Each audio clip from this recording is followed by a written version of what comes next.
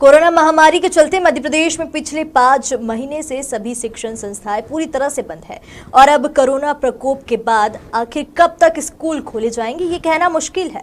अभिभावक कोरोना संक्रमण के चलते जहां भयभीत नजर आ रहा है, वहीं अब उन्हें अपने बच्चों का भविष्य की भी चिंता सताने लगी है। ऐसे तमाम मुद्दों को लेकर खबर मध्य प्रदेश ने राज्य शिक्षा मंत्री इंदर सिंह परमार से खास बातचीत की, जिसमें इंदर सिंह परमार ने बताया कि मध्य प्रदेश के किसी भी बच्चे के भविष्य को शिक्षा से वंचित नहीं रखा जाएगा। बच्चों को किस तरह से शिक्षा मिल सके उसकी व्यवस्था घर घर पाठशाला के माध्यम से मध्य प्रदेश सरकार करने जा रही है। खबर मध्य प्रदेश आज राज्य शिक्षा मंत्री श्री इंदर सिंह परमार जी से उस विषय पर बात करने जा रहा है जिस विषय को लेकर कहीं न कहीं बच्चे भी चिंतित हैं, पालक भी चिंतित हैं और बहुत सारी उसमें विसंगतियां जो सही जानकारी। भाई साहब, वर्तमान में जो 2020-21 का शिक्षा सत्र है वो अभी तक प्रारंभ नहीं हुआ। आपके हाथ में पूरे मध्य प्रदेश का शिक्षा का प्रभार है, कैसे इसको फिर से पुनः स्टार्ट किया जाएगा? हम जानते हैं पूरे दुनिया के साथ साथ भारत में भी और भारत के साथ साथ मध्य प्रदेश में भी कोरोना संकट बहुत बढ़ रहा है। कोरोना से बचने के लिए जो जो उपाय सरकार स्तर पर किए जाना सब चल रहे हैं, लेकिन स्कूलों को प्रारंभ करना कहीं न कहीं छात्र एक साथ आएंगे अनभिज्ञता में और उसके कारण कोरोना बढ़ सकता है। तो उसके लिए वैकल्पिक दृष्टि से अपने घर को अपना विद्यालय शिक्षा विभाग ने एक अभियान चला करके बनाने के लिए सारी व्यवस्थाएं की है। कहीं कहीं वो काम प्रारंभ हो गया है, लगातार उसकी समीक्षा होकर के हम बच्चे अपने घर में पढ़े, क्योंकि शिक्षा की निरंतरता खत्म नहीं होना चाहिए और इसलिए अपने घरों को ही विद्यालय, जहाँ पर मोहल्ले विद्यालय भी प्रारंभ करने का काम शुरू किया है। एक मोहल्ले के 4 बच्चे, उनके पास व्हाट्सअप नहीं है, उनके पास मोबाइल नहीं है, उनके पास घर में टीवी नहीं है, उनके पास रेडियो नहीं है, तो ऐसे बच्चों को एक जगह इकट्ठा करके हमारे शिक्षक उनको सोशल डिस्टेंसिंग का पालन करते हुए 4-6 के ग्रुप में, छोटे समूह में उनको भी पढ़ाने का काम प्रारंभ किया गया है। बच्चा माननीय शिवराज जी की जो 15 साल पहले से एक बहुत महती योजना थी, जो गांव से बच्चों को, ड्रॉप आउट बच्चों को लेकर छात्रावास के माध्यम से उनको शिक्षित किया जाता था। अभी संपूर्ण छात्रावास भी बंद पड़े हैं, कहीं न कहीं वो भी आपके वो सबको, क्योंकि छात्रावास अभी चलाना संभव है नहीं। भारत सरकार की गाइडलाइन के अनुसार शिक्षा विभाग सब चीज़ों का अध्ययन करके और उसको उनकी पढ़ाई प्रभावित नहीं, अभी केवल प्राथमिकता ये दी है, इसलिए ऑनलाइन व्यवस्था की जा रही है। बड़ी बच्चों के लिए, छोटे बच्चों के लिए एक प्रकार का अपने घर को विद्यालय बनाने की और पालक को और बच्चे को उसके प्रति एग्री करके उसको रहा है। भाई साहब, मध्य प्रदेश में दर्जनों सैकड़ों हजारों स्कूल है, प्राइवेट स्कूल है, जो स्कूल संचालक है वो भी कहीं न कहीं अभिभावकों से फीस को लेकर भी कहीं न कहीं उम्मीद रख रहे हैं। किस तरह से उन लोगों की भी व्यवस्था? सरकार ने केवल कोरोना काल का ट्यूशन फीस का कहा है और अभी भी ये जो टाइम आएगा इसमें भी ट्यूशन फीस के अलावा दूसरी फीस कोई नहीं वसूल है सरकार की तरफ से स्पष्ट निर्देश है।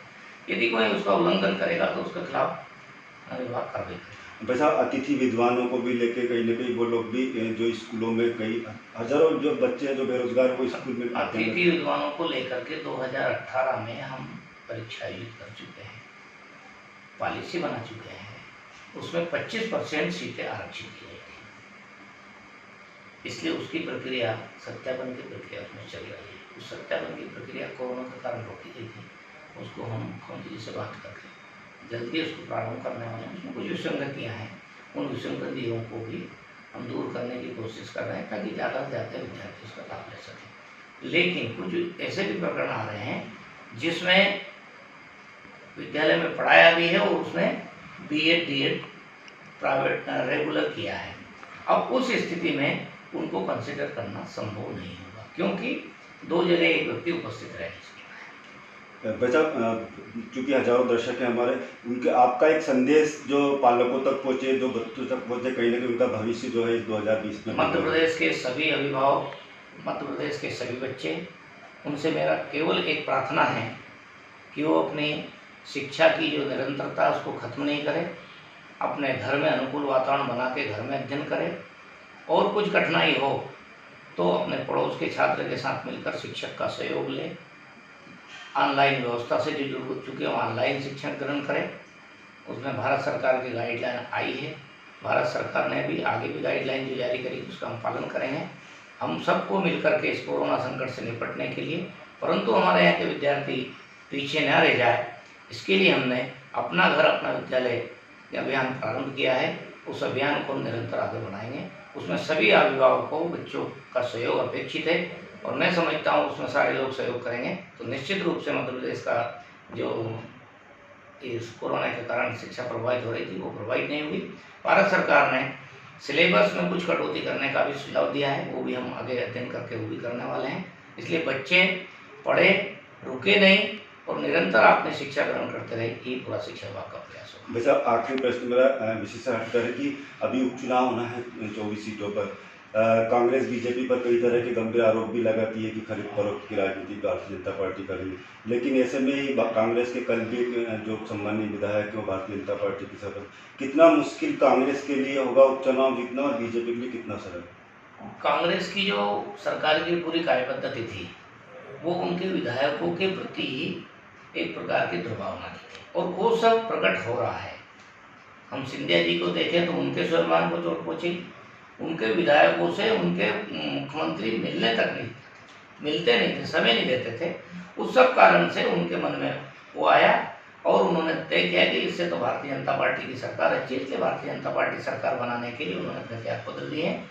लगातार कल भी जो एक बहन ने हमारी बीजेपी ज्वाइन करी है त्याग पत्र दे करके, मैं समझता हूँ कि मध्य प्रदेश का जो चुनाव है उस चुनाव में पूर्ण रूप से भारतीय जनता पार्टी विजय मिलेगी और कांग्रेस के जो षड्यंत्रकारी नेता है दिग्विजय सिंह और कमलनाथ मिलकर के अच्छे लोगों को कांग्रेस से जो बाहर करने का उन्होंने मुहिम चलाई है, उस मुहिम के कारण से मध्य प्रदेश भारतीय जनता पार्टी को ही चाहती है, जनता चाहती है और किसान तक भी सब चाहते हैं कि भारतीय जनता पार्टी की इसके साथ। बेटा ज्योतिरादित्य सिंधिया महाराज साहब का भारतीय जनता पार्टी में आना कितनी मजबूती पार्टी को मिली और लोग आरोप भी लगाते हैं कि बहुत ज़्यादा हस्तक्षेप महाराज का पार्टी के अंदर। महाराज ने बहुत विशेष परिस्थिति में भारतीय जनता पार्टी की सदस्यता ग्रहण की है।